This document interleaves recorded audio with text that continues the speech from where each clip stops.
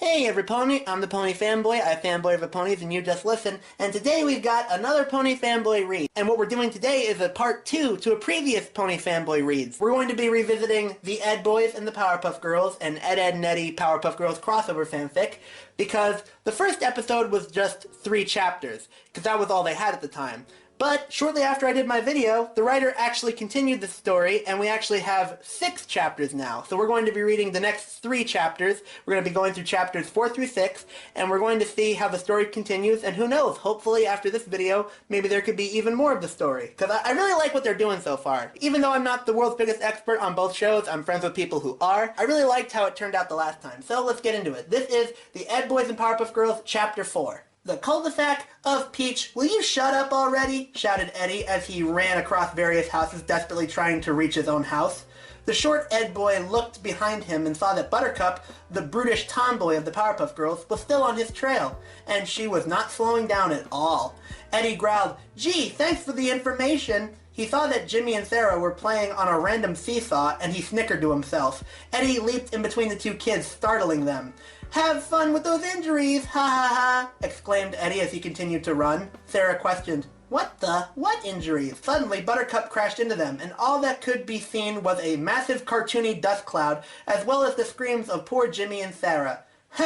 "Serves them right," thought Eddy. The leader of the Eds squealed in glee upon seeing that he was almost home, specifically near his doorstep. He leaped towards the door and shouted, "Here I am! Finally! Home sweet home!" Wait a minute. Eddy stopped himself as he hovered in midair. He thought, what happened to my scam? It's been 15 minutes and I haven't heard a peep from the other kids. The Ed boy landed on the ground and quickly ran all the way back towards the site of the scam, only to find that the kids were gone. And even worse, the money jar was empty. Eddy shouted, "Are you kidding me?" He stomped his foot on the ground and began to walk off, only to run into Buttercup, who had a big smirk on her face. Eddy sweated and let out a small chuckle.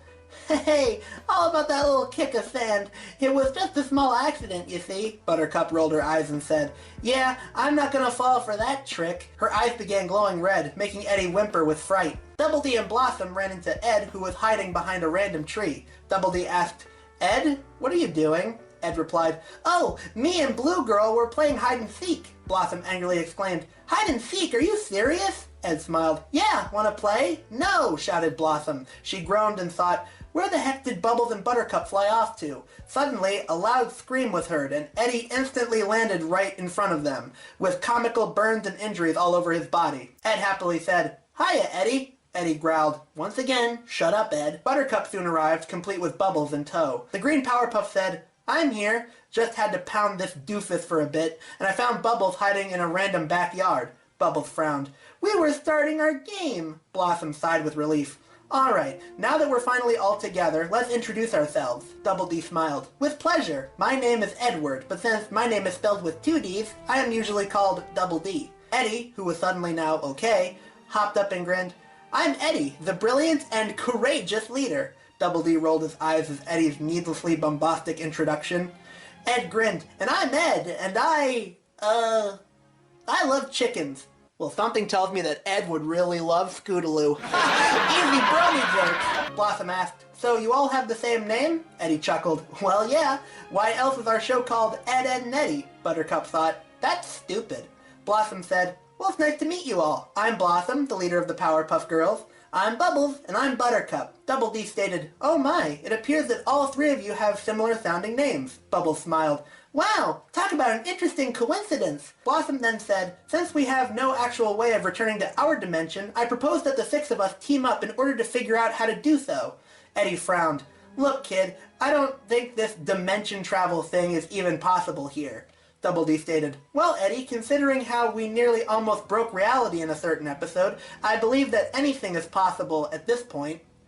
Media Whiz, is that a real thing? Yep, that's right. They're referring to one of the best episodes from Season 2, 1 + 1 = Ed. Okay then. Eddy grumbled. "Fine." Ed exclaimed, "Let's all go to my house, guys." Blossom happily said, "Great, we can use Ed's house as a base of operation." The big oaf asked, "For what?" The pink Powerpuff sighed. "For planning on how we're going to get back to our dimension." "Oh yeah, I forgot about that." Blossom facepalmed as she let out an exacerbated sigh. Eddy smirked. "Welcome to my world, Pinkie." "Like Pinkie Pie?" "Oh, okay." So that's the end of Chapter 4, and now on to Chapter 5. Oh no! Fair readers, this is horrible! Mojo Jojo has assembled a massive army of Mojo-style robots and is now attacking Townsville! Again! Oh, what's this? Apparently he's getting off his main robot, and he's coming up to me, the narrator! Yes, it is pretty obvious that I, Mojo Jojo, would do such a thing. Now away with you! The malicious monkey ran all the way back up to his robot and resumed wrecking up Townsville. At Town Hall, the mayor was panicking in his office. He shouted, "This is terrible! My beautiful town is getting destroyed! Again!" The small mayor turned to his assistant. "Miss Bellum, what do we do?" Miss Bellum calmly replied, "Mayor, relax. Let's just call up the girls." The mayor exclaimed, "That's the thing. I haven't seen them all day." Miss Bellum stammered, "What?" The mayor nodded. "Yeah, I even called the professor and he has no idea where they are." Miss Bellum asked, "Wait, since when do you have the professor's home number?" "I got it recently, just in case of dire emergencies like this one." They both felt a massive rumbling around them and looked up to see Mojo crash in front of them. "Hello, sweet little mayor," smirked Mojo. The mayor hopped into Miss Bellum's arms and fearfully said, "Please protect me!" Miss Bellum sighed and quickly kicked Mojo in the face, sending him flying towards the mayor's desk. The assistant then kicked open the doors, ran out of the office, ran all the way down a long stairway and towards her car. She placed the mayor in a little booster seat, carefully put her seatbelt on, and rapidly drove all the way to the Powerpuff Girls' house. The professor put his hand up to his forehead and sighed. "I have no idea where my girls are. The city is currently in chaos. Of course I look terrible." He rubbed his temple and said, "Come on in." The two of them walked inside, and Miss Bellum shut the door behind her. The professor stated, "This might sound insane, but..." The mayor deadpanned, "Professor, you realize you live in Townsville. Every single crisis could be considered insane." "Yes, but this is something else. I believe the girls are in another dimension." "I'm from another dimension!" "I'm sorry, it was a super obvious Star versus joke. You can't blame me for adding it." Mayor and Miss Bellum looked at one another with surprise. The scientist motioned to the duo to follow him downstairs, which they did. They all went downstairs and saw a large metallic portal machine. The professor smiled. "And this is our ticket to find them. I spent 2 nights building this just in case a situation like this happened." Miss Bellum said, "Huh, convenient." He pulled out a remote from his pocket and explained, "This remote will lead us through many different dimensions. One of those dimensions will have to have the girls." The professor pressed a large button on the remote, and a green swirling vortex began emitting from the machine. The professor smiled. "Now let's go save my daughters." The three ran through the massive portal, and it quickly closed afterwards. "Oh, Powerpuff Girls, stay strong. The professor is coming to save you." And so that ends Chapter 5, so now we're going on to Chapter 6. The Cul de Sac of Peach. "Shh! Narrator, we're about to start our discussion," exclaimed Blossom. "Oh, right. I apologize for that." "No worries," smirked the pink Powerpuff. Both groups were currently in Double D's room, since Ed's room was far too messy and gross for them to concentrate in. Blossom flew over to Double D's whiteboard and grabbed a marker. The pink Powerpuff turned to the group and said, "Okay, first we'll need items to build the portal, so we'll have to start with some big metallic parts." She thought out loud.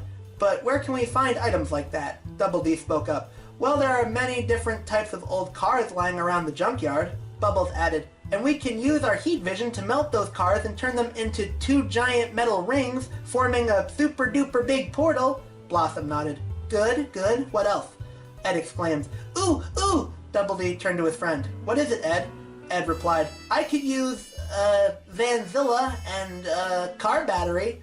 Double D smiled. "I believe this means we could hook up some wires and place them onto Vanzilla's car battery, and when it started up, we'll create enough energy for the portal." "Excellent idea, Ed." Ed grinned. "Why, thank you, Double D."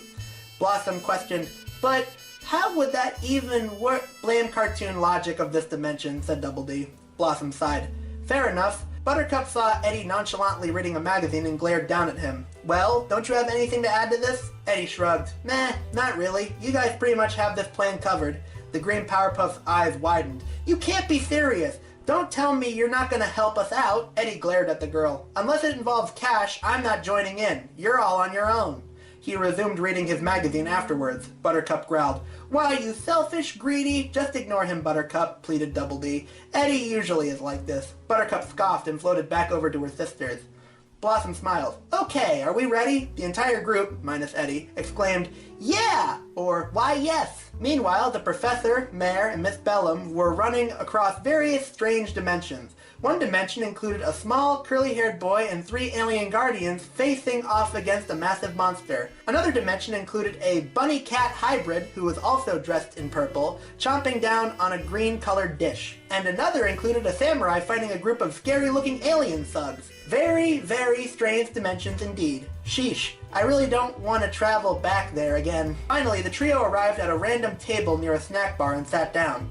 Geez, I'm kinda tired, said the mayor. Miss Bellum nodded in agreement. We've been running across 3 different dimensions, and none of them have the girls. Professor Utonium reasoned. We have to keep trying. If we don't, who knows what Mojo will do next? At that moment, a large, muscular, white-haired Yeti, who also wore jeans for some reason, sat down next to the group. He had a cup of coffee in his hand. You guys doing all right? Asked the Yeti. The professor sighed. No, it's a rather complicated situation. You wouldn't understand. The Yeti smirked. Let me guess, you're all from different dimensions and you're currently searching for someone important? You're from an alternate world and you're a pony princess there, and the crown actually has a magical element embedded in it that helps power up other magical elements, and without it they don't work anymore, and you need them to help protect your magical world. And if you don't get the crown tonight, you'll be stuck in this world and you won't be able to get back for like a really, really long time.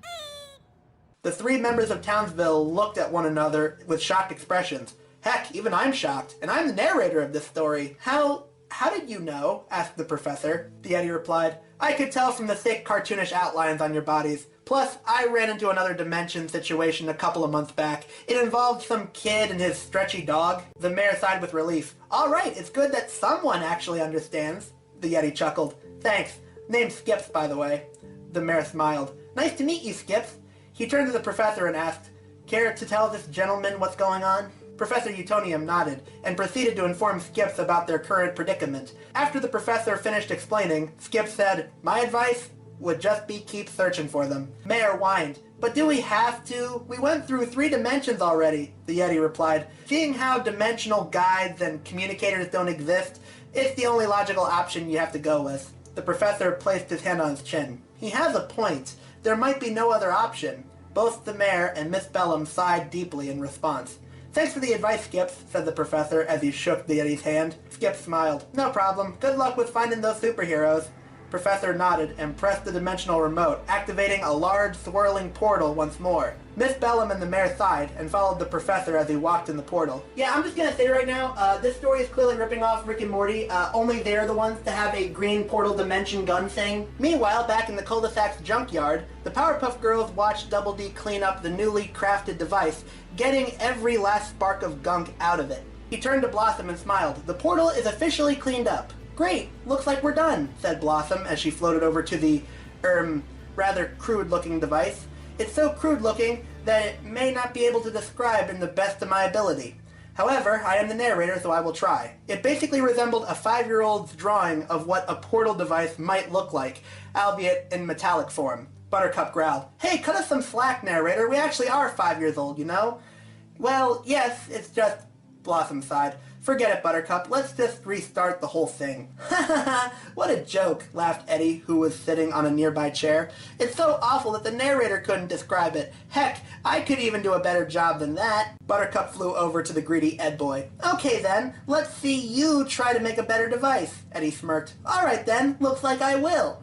He hopped off the chair and grabbed Ed by the ear, dragging him away. Where are we going, Eddie? Asked the big guy. Eddie chuckled. Another part of the junkyard, Lumpy. And that's the end of chapter 6, so hopefully the next 3 chapters, or wherever the story is going, is going to be really good. Again, even though I didn't really get a whole lot of the references, because after all, I'm just the pony fanboy, and I guarantee you some of the other fanboys are going to jump in after this, and they're going to tell me what I missed. But as of now, I really like the story. I really like where it's going. I like the different interactions. I like the whole dimension hopping thing, the cute little references to other shows. They're clearly references to other things. I just don't know what they are, so the other fanboys are going to have to inform me about that. But as it stands, I really like where this story is going. Just like the first 3 chapters were really good, I think that these were a really good follow-up to the first 3 chapters, so props to the writer on this story. Definitely look forward to more of it. So, yeah. Again, this is probably one of the best stories I've read so far for Pony Fanboy Reads. I'm the Pony Fanboy, I fanboy over ponies, and you just listen.